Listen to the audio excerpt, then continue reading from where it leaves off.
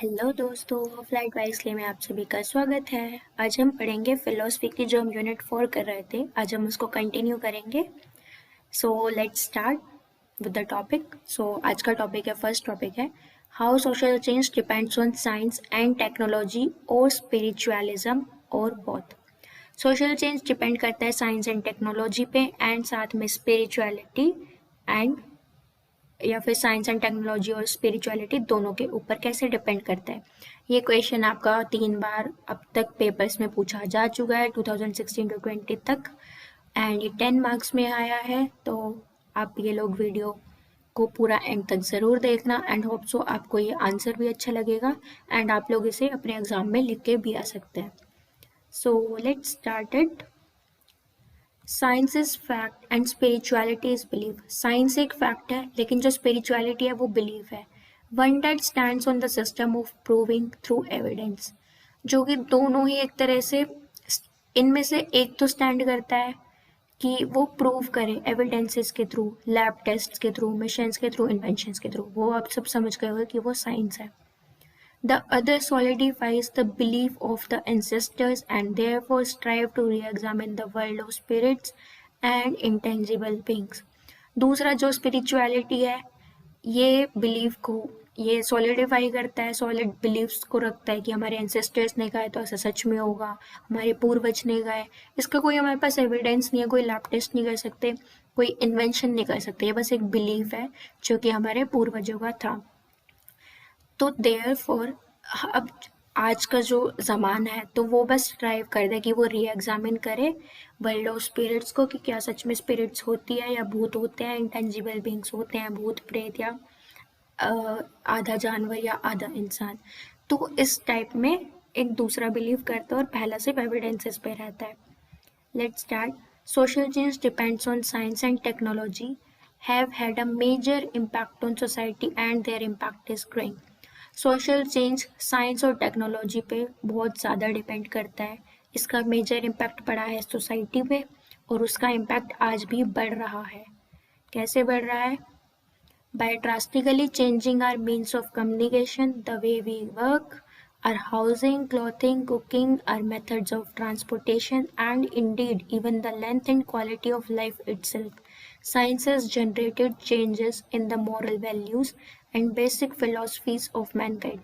Drastically change आ रहा है हमारे बात करने के वे में, या फिर हम लोग कैसे काम करते हैं, हम लोग घर में क्या कैसे काम करते थे, या हम कैसे कपड़े पहनते हैं, खाना कैसे बनाते, तो हमारे मेथड्स की हम लोग सिर्फ पब्लिक व्हीकल लेंगे, साइकिल्स ही चलाएंगे, इन सब में बहुत बड़ा चेंज आ रहा है। यहाँ तक कि हमारी जो लेंथ और क्वालिटी है लाइफ की, उन सब में भी चेंज आ रहा है। पहले लोग 100 साल तक जीते थे लेकिन अब लोग कम उम्र तक जी रहे हैं। क्वालिटी ऑफ लाइफ भी बहुत ज़्यादा चेंज हुई है। हम लोग पहले सिर्फ घर का ही खाना खाते थे लेकिन अब लोग बाहर भी खाना खा रहे हैं। पहले हम लोग पूरे 8 घंटे सोते थे। पहले सब लोग 8-9 बजे तक सो जाते थे क्योंकि उन्हें सुबह काम पे जाना होता था। लेकिन अब ऐसा नहीं है, अब लोग घर पे काम से ही 11-11 बजे तक आ रहे होते हैं और सुबह उन्हें जल्दी निकलना होता है। तो साइंस ने लोगों के अंदर बहुत सी मोरल वैल्यूज भी जनरेट किया और बहुत सी फिलोसफीज भी जनरेट किया मैनकाइंड को लेके। Beginning with the plowing agricultural fields, science has changed how we live and what we believe. Beginning करें अगर हम, पहले तो हम क्या करते थे, प्लोइंग हाथ से ही करते थे या हम लोग गाय वगैरह के पीछे एक वो टूल सा लगा देते थे जिससे कि खाद बनती थी। मतलब वो गाय चारों तरफ घूमती रहती थी एक फील्ड के अंदर, तो उससे वो हम उसको जोत देते थे, लाइक अच्छी सॉइल बना देते थे। लेकिन साइंस की वजह से अब ट्रैक्टर्स आ गए हैं, या जो हम बिलीव करते थे कि सिर्फ हाथ की रोटी अच्छी होती है, अब मशीन्स आ गई हैं, रोटी मेकर्स आ गए। तो अब ये सब हमारे अंदर चेंजेस आ रहे हैं कि हम कैसे रहते थे और हम क्या बिलीव करते थे, ये सब सिर्फ साइंस की वजह से आ रहे हैं। By making life easier, science has given men the chance to pursue social concerns such as ethics, aesthetics, education, and peace, just to create culture and to improve human conditions. Science ने हमारे science ने हमारे life को easy बनाया है। Science ने एक person को, इंडिविजुअल को चांस दिया है कि ये जो सोशल कंसर्न है वो उनको परस्यू कर सके, उनके बारे में सोच सके, जैसे कि एथिक्स हो गए, एस्थेटिक्स हो गए, एजुकेशन है, पीस बनाए रखने के लिए, जस्टिस है कि हम एक नए कल्चर को क्रिएट कर सके, जस्टिफाई कर सके, जस्टिस फैलाए, या फिर टू इम्प्रूव ह्यूमन कंडीशंस को इम्प्रूव करने के लिए साइंस का बहुत बड़ा रोल है. But it has placed us in the unique position of being able to destroy ourselves. लेकिन साइंस ने हमें उस कगार पे भी लाके खड़ा कर दिया है, एक उस पोजीशन पे लाके खड़ा कर दिया है कि हम लोग अपने आप को भी डिस्ट्रॉय करते जा रहे हैं. जैसे कि पहले हम काम करते रहते थे, ज़्यादा अपने हैंड्स का, अपनी बॉडी का यूज़ करते थे, तो हम लोग हेल्दी और फिट रहते थे. अब ऐसा कुछ नहीं है, अब हर चीज़ मशीन्स के थ्रू हो रही है. लाइक वॉशिंग मशीन आ गई है, पहले लोग हाथ से कपड़े धोते, तो उनकी एक तरह से एक्सरसाइज हो जाती थी. लेकिन अब तो सब चीज़ हमें बस मशीन में डालना है, एक बटन प्रेस अप करना है और बस कपड़े निकाल के सुखाने हैं. तो हमारी बॉडी पे भी बहुत इफेक्ट पड़ रहा है, अब लोग अनहेल्दी ज़्यादा रहने लगे हैं. The life of all of us is highly depends upon the scientific inventions and modern day technologies. जो हमारी लाइफ है हम सभी की, वो अब हाईली डिपेंड करती है नई नई साइंटिफिक इन्वेंशंस पे और आजकल की जो मॉडर्न टेक्नोलॉजीज हैं उन पे. Science and technology have changed the lives of people to a great extent. Science और टेक्नोलॉजी ने लोगों की लाइफ को बहुत बड़े एक्सटेंट तक चेंज कर दिया है. It has made life easier, simpler and faster. Science ने हम सभी की लाइफ को बहुत ईजी बना दिया है, बहुत ही सिंपलर लाइफ हो गई है और बहुत फास्ट लाइफ हो गई है. अब आते हैं social change depends on spirituality also. Social change spirituality पे कैसे डिपेंड करता है? Spirituality is an exclusive term and we all know that there is no universal operational definition. जो spirituality है हम सबको पता है कि एक ऐसी टर्म है जिसका हम कभी भी कोई प्रॉपर डेफिनेशन नहीं दे सकते. It can be described in a variety of ways. इसको हम अलग अलग वेज से डिस्क्राइब कर सकते हैं, जैसे कि हायर कॉन्शियसनेस, बहुत ज़्यादा कॉन्शियसनेस रखने के लिए किसी भी चीज़ को लेके, self reliance, love, faith, enlightenment, fate, transcendency, community, compassion, forgiveness, a higher power, grace, happiness, and a multitude of other qualities. मतलब it basically ये जो डिपेंड करता है, ये इसको हम डिस्क्राइब कर सकते हैं जो हमारे अंदर की क्वालिटीज़ हैं, हमारे इमोशंस हैं, हमारे फेथ्स हैं, या हम लोग बिलीव करते कि जो किस्मत में लिखा होगा वही होगा. तो ये एक स्पिरिचुअलिटी बिलीफ है और कुछ नहीं है. तो ये हमारे अंदर के एटीट्यूड्स ही हैं जो कि हमने अपनी लाइफ को लेके बनाए हुए हैं. If we have to analyse the spiritual experience and its behavioural manifestations among individuals, it becomes evident that there are some common qualities in the essence of spirituality that affect outwards behavior. अगर हम लोगों को बोला जाए कि आप analyse करो अपने स्पिरिचुअल एक्सपीरियंस को कि क्या आपने जो सोचा था ऐसा सच में हुआ है, या फिर अपने और उसके ही बिहेवियरल मैनिफेस्टेशन को, कि उसका जो आपने एक्सपीरियंस किया अब आप उसी के बारे में सोचो, उसको प्रॉपरली एग्जामिन करो अमंग, और दूसरे लोगों के साथ भी उसको एग्जामिन करो क्या उनके साथ भी ऐसा हुआ है. तो वो एक एविडेंस बन जाएगा, एविडेंट बन जाएगा कि हाँ ऐसी बहुत सी कॉमन क्वालिटीज़ होती हैं जो कि सबके साथ हो जाती है. तो ये एक स्पिरिचुअलिटी बिलीफ है जो कि हमारे बिहेवियर को अफेक्ट करता है या दूसरे लोगों के बिहेवियर को अफेक्ट करता है. जैसे कि बहुत से लोगों का मानना है कि अगर आपने छींक मार दी तो आप बाहर मत जाना, जैसे कि बहुत से लोगों के साथ हो भी जाता है. फॉर एग्जाम्पल मैं खुद का एग्जाम्पल दे देती हूँ आपको. मेरी मासी है, तो उनके घर पे मैंने छींक मार दी, तो जो मेरे मौसा जी थे वो गए बाहर कार लेके, तो उस दिन उनका चालान कट गया बिकॉज वो मास्क पहनना भूल गए. तो मेरी मासी का भी स्पिरिचुअल बिलीफ हो गया कि नहीं उसने छींक मारी थी इस वजह से वहाँ पे चालान कट गया. और ऐसा उनके साथ एक बार और हुआ, वो लोग ऑफिस से निकलने वाले थे तो मेरे भाई ने छींक मार दी, तो अब वो आ रहे थे तो वो उनकी गाड़ी खराब हो गई रास्ते में. तो मीन्स कुछ ना कुछ बुरा होगा. तो ऐसे ही अब हमारे बिहेवियर पे भी अफेक्ट डाल रहा है. ये स्पिरिचुअल बिलीफ हो गया कि अगर आप छींक मारोगे और बाहर जाओगे तो कुछ ना कुछ गलत होगा, बल्कि ऐसा कुछ नहीं है, ये बस एक कोइंसिडेंस था कि ऐसा हो गया. Spiritual life is about commitment to a way of thinking and behaving that honors principle of interbeing and interconnectedness. Spiritual life सिर्फ कमिटमेंट के बारे में होती है, ये हमारी वे ऑफ थिंकिंग को चेंज करती है, हमारे बिहेवियर को चेंज करती है और हम कुछ प्रिंसिपल्स को ऑनर करते हैं अपने अंदर के, और या फिर दूसरों के प्रिंसिपल्स को हम ऑनर करते हैं, और हमारे आपस में फिर वो कनेक्टेडनेस रहती है। Spirituality also includes an active life force or high levels of positive energy that affects the states of human philosophies and beliefs and brings social change in everybody's life। जो स्पिरिचुअलिटी है ये हम सबके अंदर एक active life force include करती है। ये माना जाता है कि हम सभी के अंदर एक लाइफ फोर्स है जो कि बहुत एक्टिव रहती है। हमारे अंदर बहुत सी हाई लेवल की पॉजिटिव एनर्जीज रहती है जो कि हर ह्यूमन फिलॉसफीज को बहुत ज़्यादा अफेक्ट करती है। हर किसी ह्यूमन की अलग अलग फिलॉसफीज होती है, अलग अलग मिथ्स होते हैं, अलग अलग बिलीव्स होते हैं जो कि हर ह्यूमन के अफेक्ट करती है। स्पिरिचुअलिटी बिलीव्स को अफेक्ट करती है और फिर वो सोशल चेंज लेके आ जाती है हर किसी की लाइफ में। अब आता है कैरेक्टरिस्टिक्स ऑफ सोशल चेंज क्या क्या है। Social change is universal in character. Social change universal है करेक्टर के अंदर, मतलब हर सोशल चेंज किसी का भी कुछ भी हो सकता है। ये यूनिवर्सल फैक्ट है कि किसी के भी अंदर कोई भी सोशल चेंज आ सकता है या वो उसको कैसे लेके आ रहा है अपने अंदर। Social change is caused due to internal and external forces.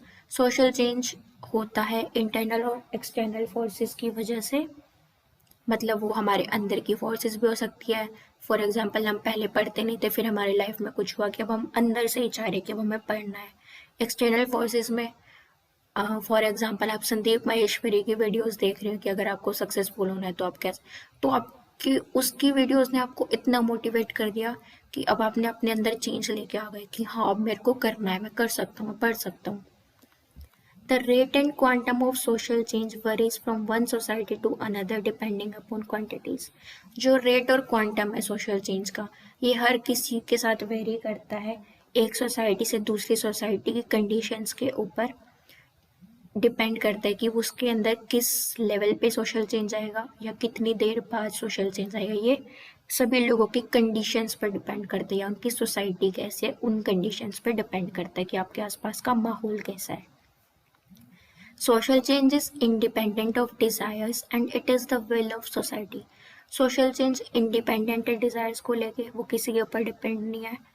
Independent है मतलब अगर हम अपने अंदर सोशल चेंज लेके आ रहे हैं तो हम इंडिविजुअली लेके आए, हम किसी पर डिपेंड होकर नहीं लेके आएंगे। और ये एक विल होती है सोसाइटी को कि हाँ ये सोशल चेंज आना चाहिए, एक विलिंगनेस होती है सोसाइटी की।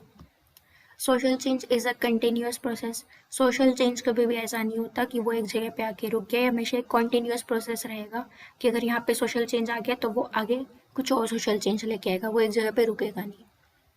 Social change can be plan to achieve the goal of the society. Social change को हम प्लान कर सकते हैं किसी भी सोसाइटी के गोल को अचीव करने के लिए। Social change is inevitable and temporal. Social change inevitable और टेम्पोरल है। इनएविटेबल मतलब कि हाँ वो होना ही है, फिर चाहे वो कभी भी हो लेकिन होके रहेगा। और वो टाइम पे डिपेंड करता है, वो टाइम से रिलेट करता है कि वो कब आएगा सोशल चेंज। नेक्स्ट है हमारा एजेंसीज ऑफ सोशल चेंज क्या क्या है। ये भी आपका क्वेश्चन एक बार अभी तक आया है, वैसे इतना इंपॉर्टेंट नहीं है बट इन एनी केस आ जाता है, तो आप लोग बता सकते हैं एजेंट्स या एजेंसीज क्या है सोशल चेंज की। तो वो एग्जांपल्स हैं टीचर, आप इसको खुद से एक्सप्लेन कर सकते हो कि टीचर आपको एजुकेशन प्रोवाइड करता है और उस एजुकेशन के थ्रू आप में सोशल चेंजेस कैसे आते हैं वो हमने अभी ऊपर पढ़ाई है कि एजुकेशन हमें ये अंदर कैसे चेंजेस लेके आती है। प्रिंसिपल, प्रिंसिपल सर हो सकते हैं, मैम हो सकते हैं, वो आपके अंदर सोशल चेंज कैसे इनकलकेट करेंगे। सेंट्रल गवर्नमेंट, स्टेट गवर्नमेंट जो भी चेंजेस लेके आती है हमारे बेनिफिट्स के लिए तो वो एक सोशल चेंज है। Media and newspapers, laws and articles, NGOs, social reformers, institution, schools, experts, तो ये सब एजेंसीज हैं या एजेंट्स हैं जो कि सोशल चेंज एक इंडिविजुअल के अंदर डेवलप करने में हेल्प करते हैं। अब आता है बैरियर्स ऑफ सोशल चेंज क्या है। तो बैरियर्स में हमारा आ जाएगा first psychological restraints. It is the nature of man that he is afraid of new things. ये साइकोलॉजिकली फैक्ट है कि ना हर आदमी अब जो कोई काम कर रहा होता है तो वो एक अफ्रेड सा रहता है, उसको डर रहता है कि मैं कोई नई चीज़ करूँगा गलत ना हो जाए या मेरे को अच्छे से ना हो, मैं अच्छे से ना कर पाऊँ क्योंकि मैं जैसे पहले कर रहा था अब मैं उसमें परफेक्ट हो चुका हूँ। Ben by nature goes to according old customs because they have been already tried.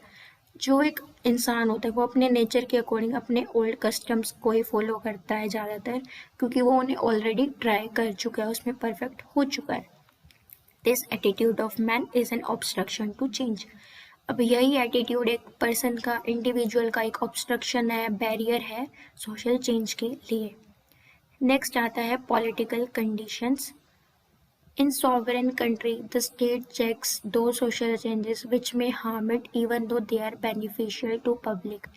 एक sovereign country में, जैसे कि इंडिया एक sovereign country है, जो state होती है वो check करती है सिर्फ वही social changes जो कि harm ना करें लोगों को, बल्कि फिर वो चाहे beneficial ही क्यों ना हो लोगों के लिए, अगर वो harm कर रहे हैं तो वो उन social changes को लाने ही नहीं देते, भले वो फिर चाहे बेनिफिशियल क्यों ना हो पब्लिक को लेके, मतलब वो बस पार्टी को हार्म ना करे, उनकी पार्टी को.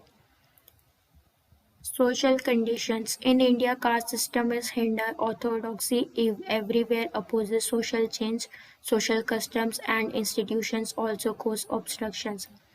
जो सोशल कंडीशंस पर डिपेंड करे, जैसे कि इंडिया के अंदर कास्ट सिस्टम है जो कि आज भी एक तरह से छुपा हुआ है, लेकिन वो है अब भी. ऑर्थोडॉक्सी है यहाँ पे बहुत ज़्यादा, मतलब आप लोग ना अभी भी सुनोगे कि मतलब ये तो बोल दिया गया कि आपको जॉब मिल जाएगी, लेकिन अगर कोई कूड़ा उठाने वाला पर्सन, आप खुद लोग सोचना, आपके घर पे कोई कूड़ा उठाने वाला आता है तो आपके पेरेंट्स क्या बोलेंगे? सीधा बोलेंगे कि कूड़ा उठाने वाला आ गया. आप उनको कोई रिस्पेक्ट नहीं करोगे, लेकिन आप लोग पढ़ रहे हो, आप लोग बच्चे हो, तो आप लोग उन्हें प्रॉपर रिस्पेक्ट दोगे. मैं एग्जांपल दे रही हूँ, मैं एक जगह पे ट्यूशन पढ़ने जाती थी, बहुत पहले की बात है, तो वहाँ पे कूड़े उठाने वाली आंटी जी आई, तो उन्होंने उनसे पानी मांगा, तो उन्होंने उनके लिए एक सेपरेट बॉटल बनाई हुई थी. And I feel very bad कि यार ये क्या है, वो भी तो मतलब काम ही कर रहे हैं, अगर वो क्लीन नहीं करेंगे हमारे घर के कूड़े को तो हमारे यहाँ पे भी तो कितनी गंदगी रहेगी ना, वो लोग उठाने ही नहीं आएंगे. तो मेरे को बहुत बुरा लगा कि एटलीस्ट जिस क्लास में आप पानी पीते, तो मैं होती तो मैं उनको डेफिनेटली उसी क्लास में पानी देती, बिकॉज वो भी तो साफ होगा ही, वो कुछ अछूत तो नहीं है जो मैं उनके लिए सेपरेट बॉटल्स बनाऊँ. तो आज भी मतलब ये सारी सोशल चेंज आ गई है, लेकिन ये लोगों के बिलीव्स की वजह से कि नहीं अछूत है या वो छोटी कास्ट है, तो इन सब की वजह से ना आज भी ये ऑब्स्ट्रक्शंस आ रही है, रिस्ट्रेंट्स आ रहे हैं जो कि सोशल चेंज के लिए बैरियर्स बने हुए हैं. ये कुछ कस्टम्स है कि अगर वो छू देगा तो ऐसा हो जाएगा, ये वो. नेक्स्ट है cultural conditions. Man tends to preserve traditions, customs and old ways of life. एक हर इंडिविजुअल ट्राई करता है कि वो अपने ट्रेडिशंस को, कस्टम्स को, या वो जो जैसे पहले अपनी लाइफ जीता था उसको प्रिजर्व करके रखे, वैसे ही अपने आगे भी लाइफ को बढ़ाए या अपने आने वाली जनरेशन को वैसी ही लाइफ प्रोवाइड करे जिस वजह से वो रहता है. There are so many values of Hindus which put obstacles in the way of ending bagging.